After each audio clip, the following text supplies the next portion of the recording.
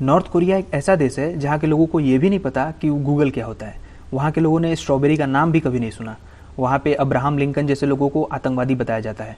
वहाँ पे अगर बच्चों को मैथ्स पढ़ाया जाता है तो वहाँ पे अमेरिकन की फ़ोटो लगा के बोला जाता है कि he is a one bastard, दो अमेरिकन की फ़ोटो लगा के बोला जाता है he is a two bastard.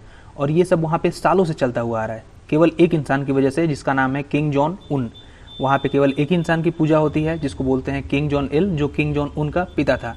North Korea को हर्मिट किंगडम भी बोलते हैं, जिसका मतलब होता है वो देश जहाँ के लोगों का कांटेक्ट बाहर की दुनिया से बिल्कुल नहीं है।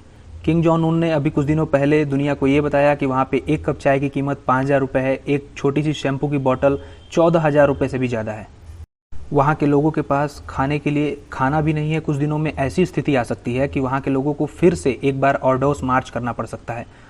इसको 1990s में ये घटना हुई थी, बहुत ही भयावह घटना थी जिसने नॉर्थ कोरिया का पूरा स्वरूप बदल के रख दिया था।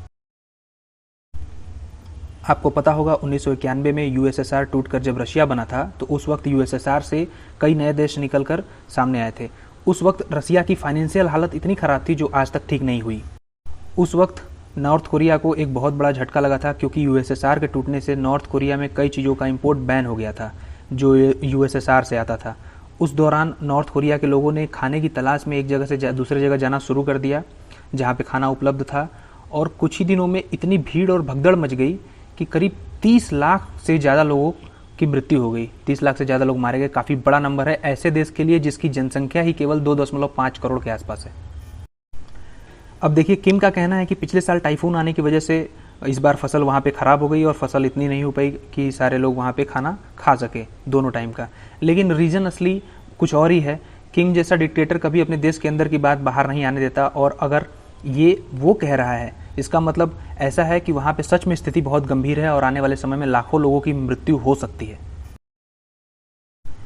देखिए, पूरी दुनिया में नॉर्थ कोरिया का एक अकेला फ्रेंड है जिसका नाम है चाइना। नॉर्थ कोरिया का 81% से ज़्यादा इंपोर्ट केवल चाइना से होता है। कोविड-19 के दौरान नॉर्थ कोरिया ने कंप्लीट बैन लगा दिया था अपने देश में, जिसकी वजह से सारे इंपोर्ट बैन हो गए थे चाइना से। देखिए, अब बाहरी देशों से नॉर्थ कोरिया व्यापार क्यों नहीं करता, इसका सबसे बड़ा रीज़न है सैंक्शन, जिसको यूएस और यूनाइटेड नेशन ने दोनों ने साथ में मिलकर नॉर्थ कोरिया के ऊपर लगाया हुआ है। आप सभी को पता होगा कि नॉर्थ कोरिया उन 6 देशों में से एक है जिसके पास न्यूक्लियर पावर है, और आपने कई बार ये सुना होगा कि नॉर्थ कोरिया ने यूएस को कई बार धमकी दी है न्यूक्लियर मिसाइल की। उसने कहा है कि यूएस का एक आइलैंड है हवाईया पैसिफिक ओशियन में, उसको वो उड़ा देगा।